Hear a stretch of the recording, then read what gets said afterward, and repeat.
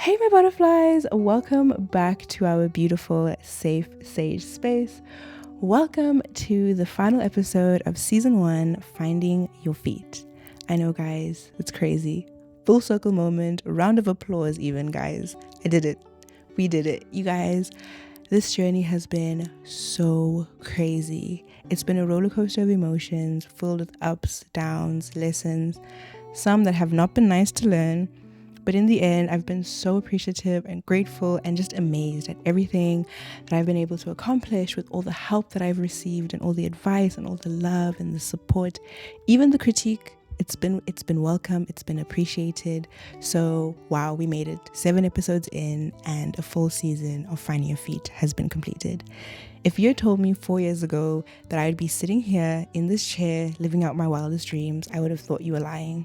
But here I am 4 years later, literally living my dreams, doing the one thing I've always wanted to do, sit in front of a camera and talk to the world. Here I am. 4-year-old me is literally freaking out. She's like, oh my God, we're actually doing it. And we are. And it's been so great and been so amazing and been so nerve-wracking and been so stressful and been so fun. And it's just lots of love. I love it, guys. Thank you so much for the support. Kisses, besos. Lots of besos. With that being said, let's jump into the episode. You know the drill. Check-in time. Okay, guys, how are you feeling right now? How do you feel? I just told you something really big. How do you feel? I'm feeling so grateful. I'm feeling so just in gratefulness. I'm in gratitude right now. That's how I feel. I am in gratitude. How do you feel? How are you feeling right now? Maybe something's happening at home. Maybe something maybe not feel right. There's lots of stuff going on in the world right now. How do you feel right now? As an empath, I really relate to the ups and downs of emotions. So if you're feeling down, it's okay. I'm sitting right here with you. I'm holding your hand. I got you. How do you feel right now? Next question. What is something that you've done this week that's made you proud of yourself? What is a mission you accomplished? What is a task that you maybe got to tick off your to-do list? What is a goal you got to accomplish?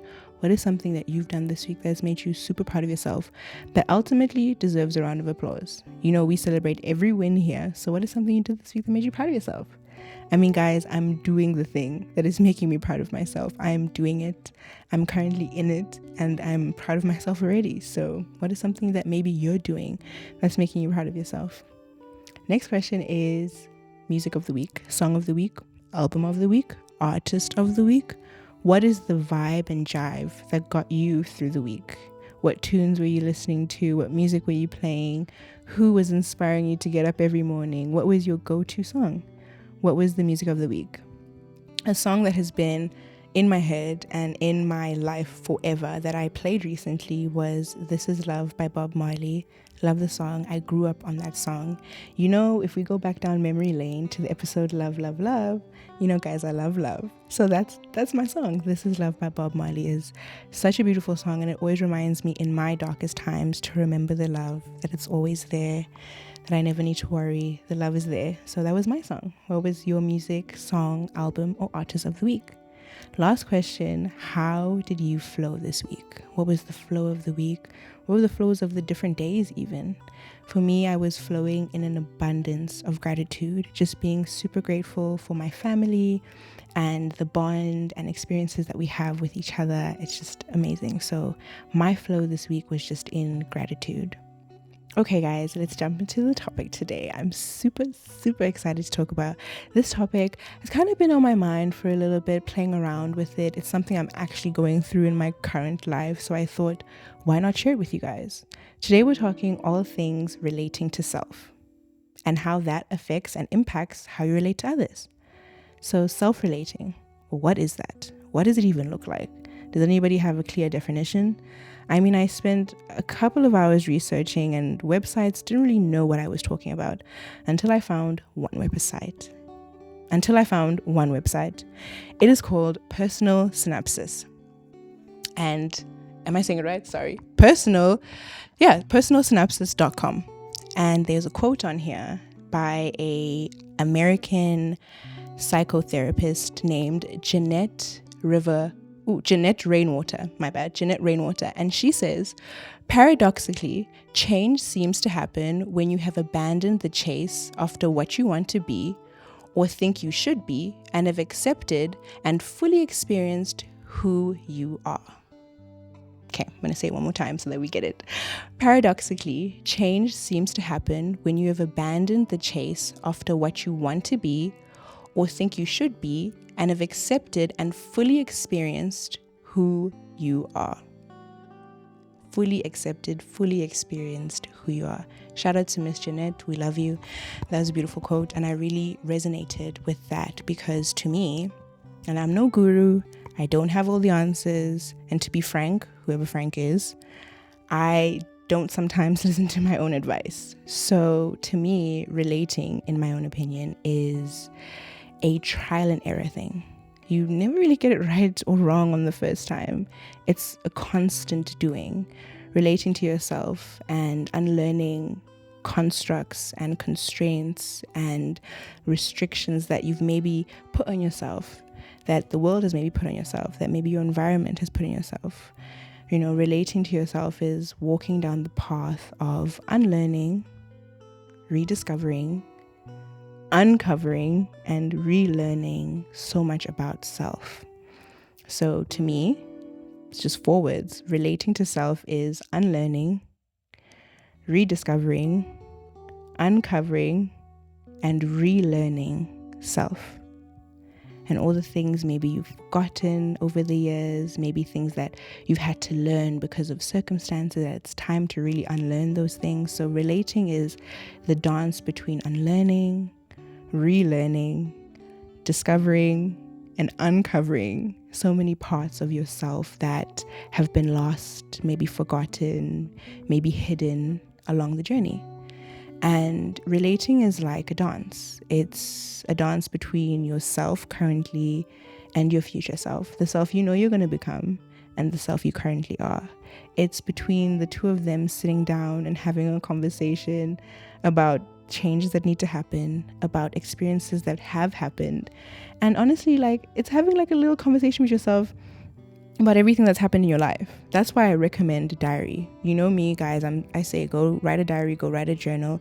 I recommend it because I genuinely feel like that's the one place where you can talk to yourself. And doing that, inherently you're relating to yourself. You're having a conversation with yourself. You're learning about yourself. You're unlearning things that you've maybe learned. You're rediscovering. And it's like a sacred place because it's just between you, and that's you time. So I'll say it again. To me, relating to self is the dance between unlearning, relearning, discovering, and uncovering so many different aspects and parts of yourself that were lost, hidden, or maybe forgotten over the years. And it honestly is a dance between yourself and yourself. I'll say it again. It's a dance between yourself and yourself. There's no one else there. There is nobody telling you what to do. There isn't anybody telling you what to not to do. When you decide to relate to yourself, you have to like almost block your ears, close your eyes, and just listen. Because many people are going to try and tell you things. Many people are going to try and show you things of how it should be done or what should be done.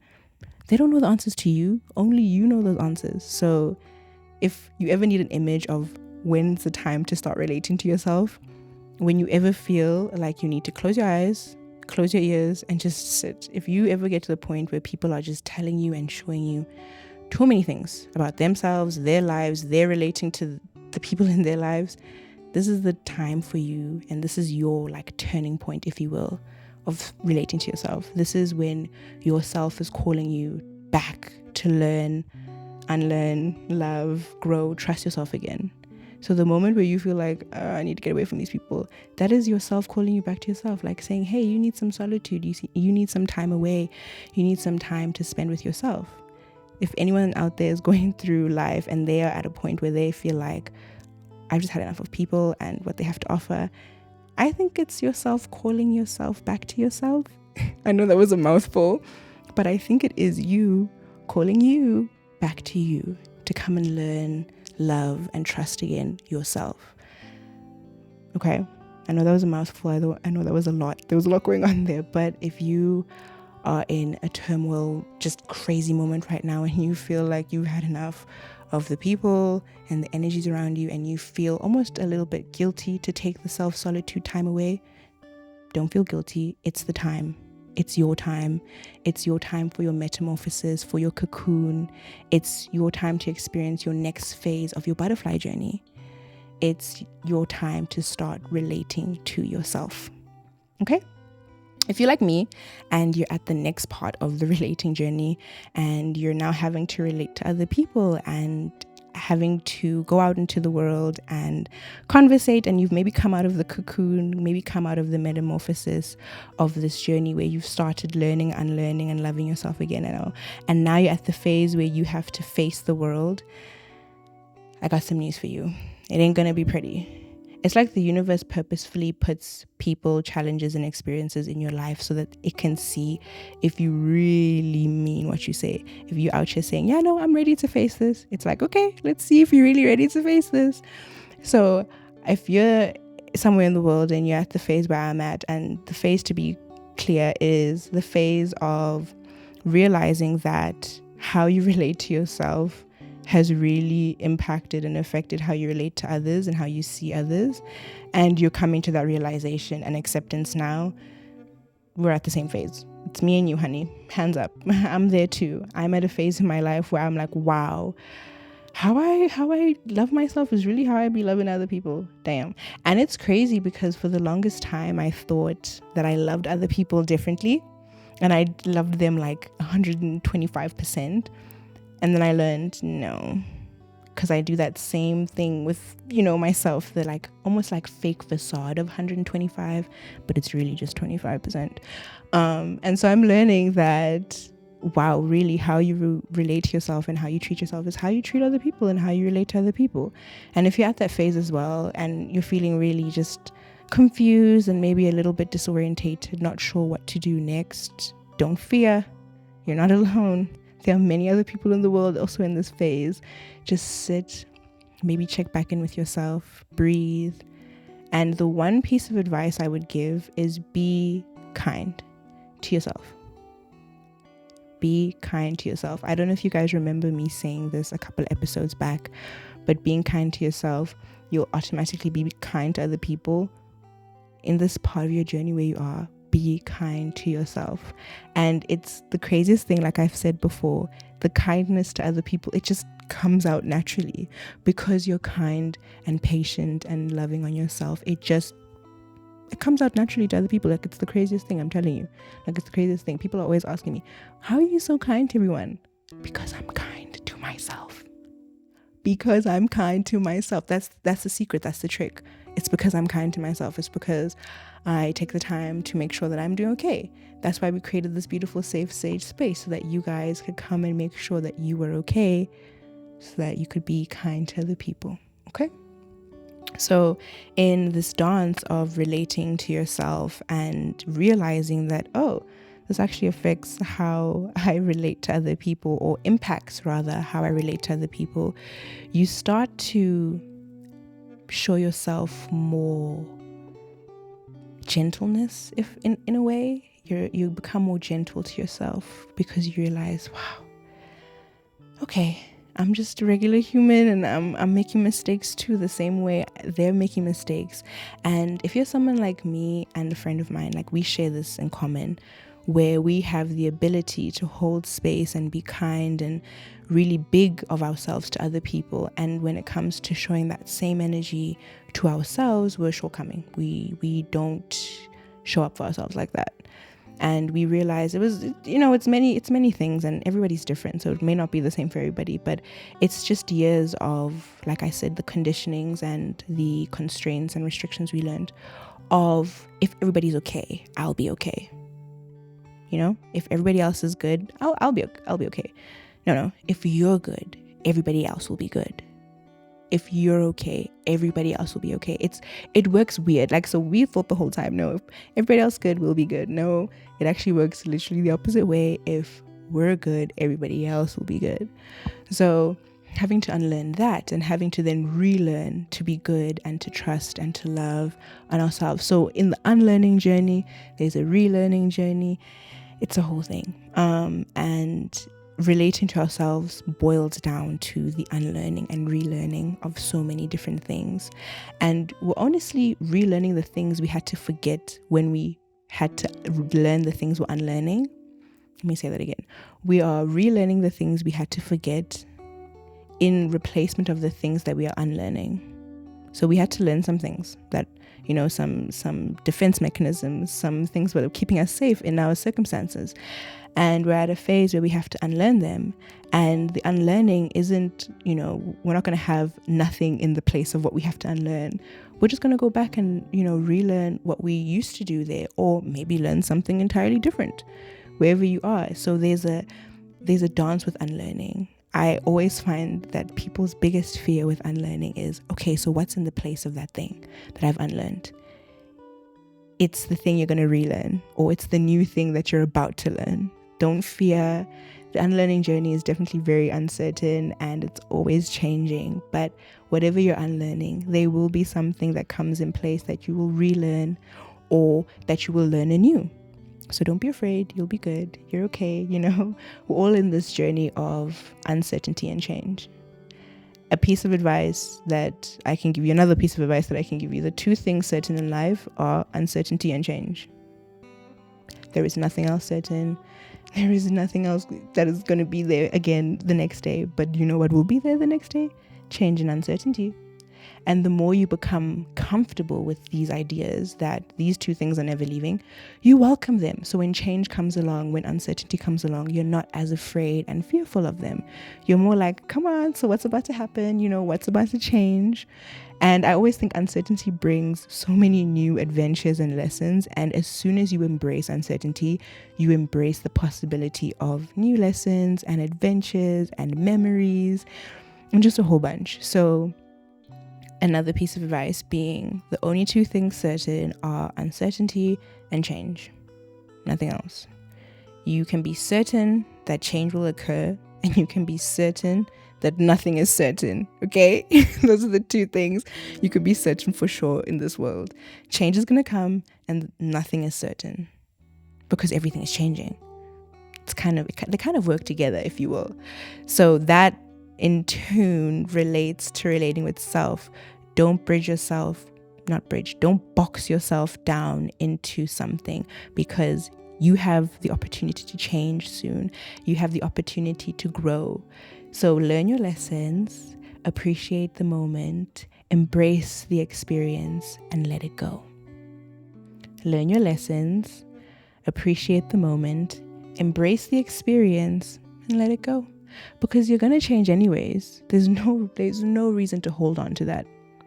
Okay? I feel like I'm always dropping bars here, guys. I'm always dropping pieces of advice. One day they're going to quote me. Nzinga Dabuta said this on Finding Your Feet. I'm telling you. They're going to quote me one day because I'm always saying such do I listen to my own advice? That should be a question. Do I listen to my own advice? Not really. But we're trying. I'm growing. I'm learning with you guys. I'm trying to find my feet as well. It's a whole thing. So while you guys are trying to find your feet and while I'm trying to assist and advise and guide, I'm also assisting and advising and guiding myself to find my feet. And so I'm in this journey with you guys as well. Don't look at me here saying all of this advice, thinking I've got my life together. I'm with you as well. We are together in this journey. So don't even stress. We are walking hand in hand the whole way through, okay?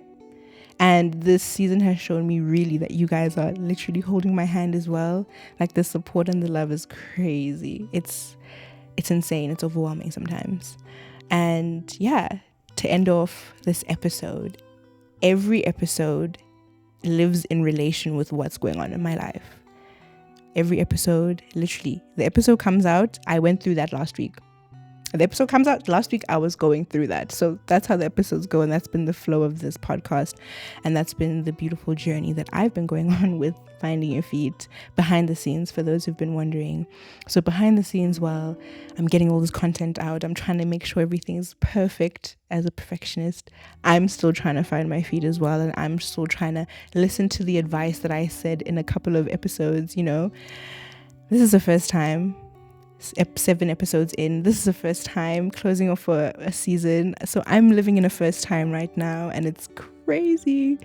Thank you so much, everybody who's supported, posted, liked, commented, shared. Like, I feel the love, I feel the support, and this journey has been nothing but a roller coaster of beautiful emotions, big lessons, big hugs, big smiles, lots of love, many butterflies, and many, many, many, many, many lessons that have grown me into the beautiful podcaster I am today. So yeah, I'm really appreciative of every single one of you who've watched the videos and the episodes and who've come back and said, hey, I do that, and I listened to this and I tried it. It means the world to me. And here we are, 7 episodes in, season finale, if you will. Last episode of Finding Your Feet season 1. I love you guys so much. Don't forget to subscribe, hit the bell so you never miss a video, a like and comment, and I'll see you guys next season.